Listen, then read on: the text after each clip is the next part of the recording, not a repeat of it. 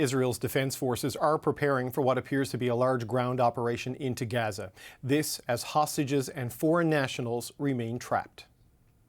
Lt Col Jonathan Conricus is an international spokesperson for the Israel Defence Forces. Lt Col, thanks for joining us today. Thank you for having me. We've had a briefing from the Canadian government today that says there are at least 100 Canadian citizens stranded in Gaza right now, and there's no way to get them out because of the siege being laid by the IDF. What are you prepared to do to allow innocent foreign nationals to leave Gaza? The situation in Gaza is indeed complex, and we are aware of people from other nationalities that are present. We are doing everything that we can in order to minimize the damage to civilians.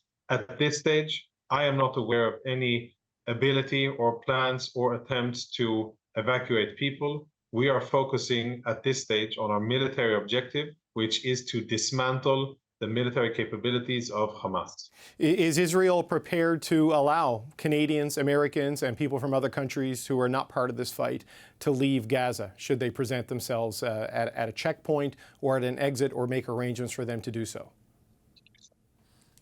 I understand the importance of the question, but I think it is a question that will have to be dealt to the Ministry of Foreign Affairs or to the Prime Minister's office. The IDF will, of course, execute any directives given by the political echelon in Israel.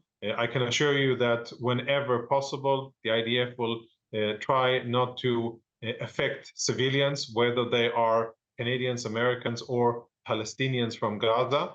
But the bottom line is that this very challenging time, we are focused on our military operations, on our security needs, and those are to strike Hamas. But what if, and I appreciate, especially after what happened on Saturday, your desire to eliminate Hamas, but what if attempting to complete your military objectives kills Canadians, kills Americans? We've already seen aid workers and civilians being killed by the shells. What then, sir? Well, listen, that isn't the aim of the operation. And I want to be, I can answer with another question. We have hostages inside the Gaza Strip. There are more than 100 confirmed hostages whose families already know. They've been notified by the government. They are in Gaza, held at gunpoint by Hamas.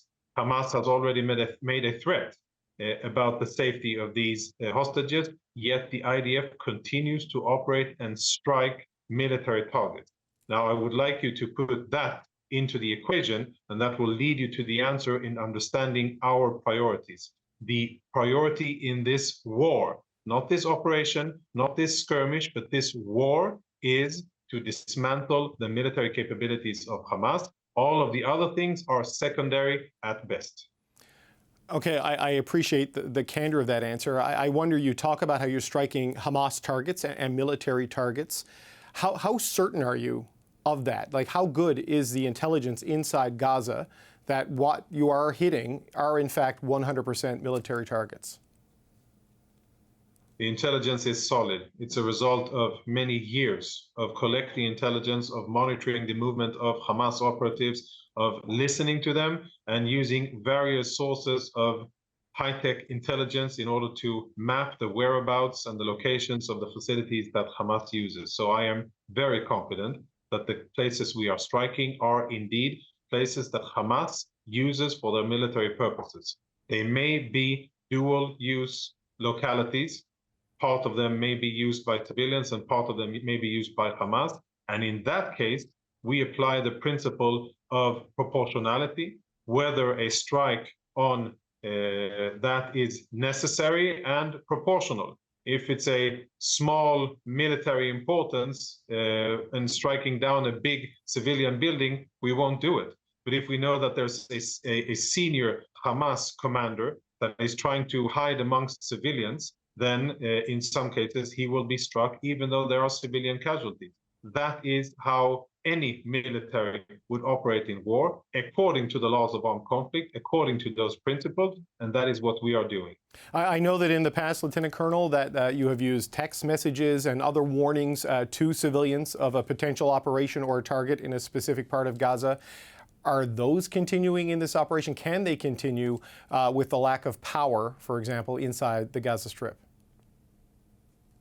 In fact, they do. And since we are aware of the situation inside Gaza, we have adjusted the mechanisms that we use in order to minimize the threat to civilians. We continue to call where applicable, and there's many instances of journalists and other people who have received calls, civilians that have received calls to vacate the premises because either the house next to it or the same building that they're in is going to be hit. We still do that. We have also dropped leaflets in Arabic in certain areas where we've seen a high concentration of Hamas activities. We've dropped leaflets in Arabic telling them this is an area where there is a high level of Hamas activity. For your safety, stay clear of Hamas activities and go to another neighborhood or go somewhere else in order to elevate the chances of you not getting hit.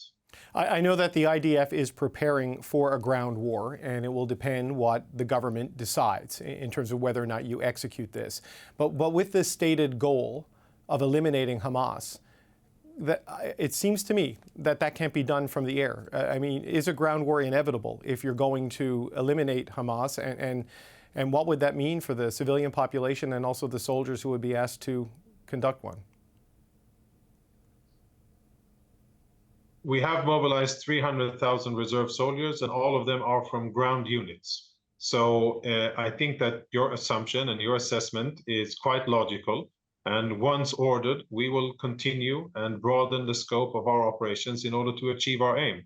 If the aim can be achieved with 0 casualties on our side and no civilians killed, excellent. If Hamas weren't the cowards that they are, and if they'd come out and fight, then that would be great. Knowing who they are, knowing their morals, I understand that that is a less feasible option, and the IDF is preparing accordingly. Going back to your earlier answer where you said getting rid of Hamas is the primary consideration and keeping your people safe is the primary consideration and everything else is secondary, how do you then factor in the potential for civilian loss of life in this conflict, in this particular operation happening in Gaza right now? In short, we will try to avoid it as much as possible, but we will pursue our military aims. You say you're trying to avoid it. Can you explain, or do you have this insight into how the Red Cross workers, how the United Nations refugee workers were hit and were killed? Because the UN and the Red Cross have both said they've lost people in the last several days. I don't know the exact details of any specific strike and the exact details of those unfortunate events. I can only say that there are also many instances where rockets fired by Hamas towards Israel fall short in Gaza and kill Gazans. Mm-hmm. I don't know how these people were killed. I don't claim that they were killed by Hamas. I'm stating that that has happened in the past, and I'm also stating that we don't intend to kill anybody that isn't directly affiliated with Hamas or supports their operations. The attack by Hamas on Saturday and the murder of so many of your people has galvanized a lot of support for Israel. Is there a risk, though, if your military response is of such a scale?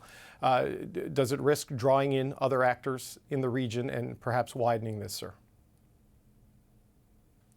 I think it isn't related to the Israeli response. It's more related to Iranian strategy and a cost-benefit calculation by Hezbollah and Iranians and Palestinians.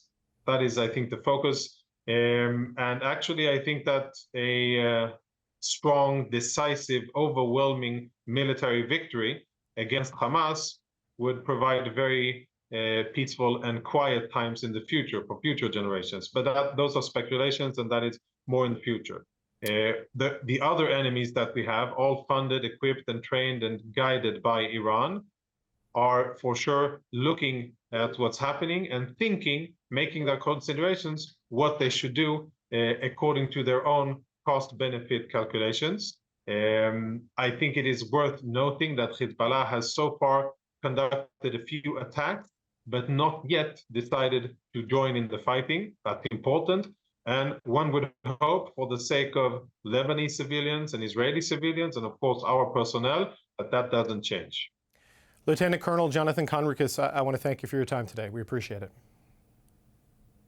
Thank you.